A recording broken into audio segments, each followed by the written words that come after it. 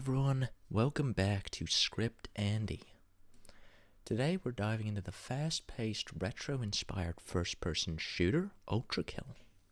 This game is known for its adrenaline-pumping action, but beneath the surface it presents a unique exploration of historical and political themes, particularly the dark period of 1940s fascist Italy. So grab your blood-fueled weapons and let's dig into the depths of Ultrakill and its portrayal of a bygone era marked by totalitarianism. For those unfamiliar, Ultrakill is a retro-styled shooter developed by Arsi Hakita Patala and published by New Blood Interactive. Set in a hellish world, the player navigates through a series of levels with demonic entities, all while being rewarded for style and speed. However, beyond the blood and bullets, the game's narrative and design draw subtle parallels to the fascist regime of 1940s Italy under Benito Mussolini. Let's break down how Ultrakill portrays this historical period through its narrative, aesthetics, and thematic elements. First, let's talk about the game's aesthetic. Ultrakill employs a retro art style that harks back to the early days of 3D shooters, with a dark and oppressive atmosphere. The levels are often stark and brutal, mirroring the bleakness of life under a totalitarian regime. The stark architecture and harsh environments reflect the austere and militant aesthetics that were prominent in fascist Italy's propaganda and public works. Fascist regimes, including Mussolini's Italy, often used grandiose and intimidating architecture to project power and control. Ultrakill captures this with its imposing structures and labyrinthine corridors, which evoke a sense of entrapment and authoritarian oversight. Next, the game's narrative subtly critiques totalitarian control. The bosses and entities within Ultrakill often act as oppressive overseers, enforcing strict rules and punishing disobedience.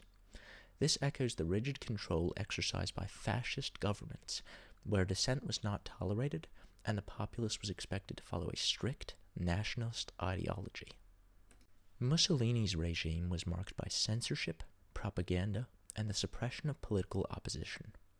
Ultrakill reflects these themes through its lore and in-game dialogues, where characters and entities often express dogmatic views and a desire to maintain order at all costs. This alludes to the indoctrination and control prevalent in fascist societies. One of the central themes in Ultrakill is the player's struggle against overwhelming odds, representing the fight against oppressive forces.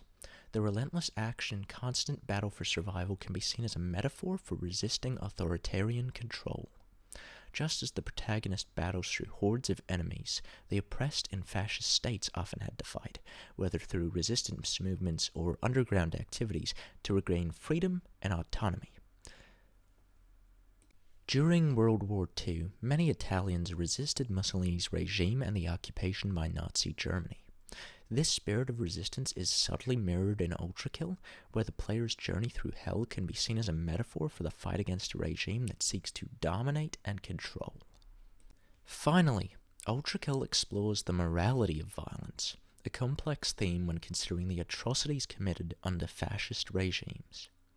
The game's emphasis on stylish combat and the rewarding of brutal efficiency raises questions about the glorification of violence.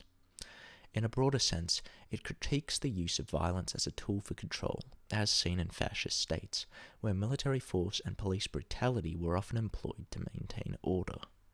Mussolini's Italy was characterized by militarism and the glorification of violence, both in propaganda and policy.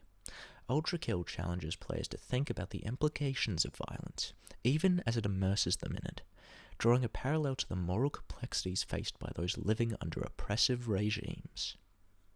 In conclusion, Ultrakill is more than just a frenetic shooter. It's a game that, whether intentionally or not, draws upon the dark history of 1940s fascist Italy. Through its aesthetic choices, narrative themes, and gameplay mechanics, it echoes the atmosphere of fear, control, and rebellion that defined that era. It challenges players not just to survive, but to think critically about the nature of power and the use of violence. So, what do you think? Is Ultrakill a subtle critique of fascist ideologies, or are we reading too much into it? Let us know in the comments down below.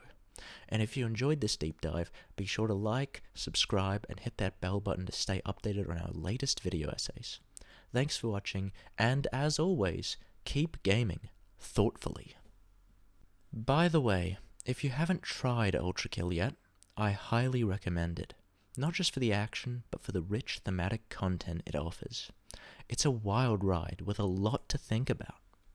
Oh, and also, little side note, can we just appreciate the quality and effort put into this video? It's called Levi.mp4. The channel that uploaded it's called Lock of the Land, and he is a pro Ultrakill player. He makes a lot of videos just like this. And here's the footage. I'm playing it on screen right now for you guys. But if you guys could leave a like on that video and subscribe, I've left the link down below, so just please check it out. Give Lock of the Land a little support. He deserves it. He puts a lot of effort into his channel, and he really wants it to work, so just plugging him here. Thanks for checking him out. Good job, script fans, scripties.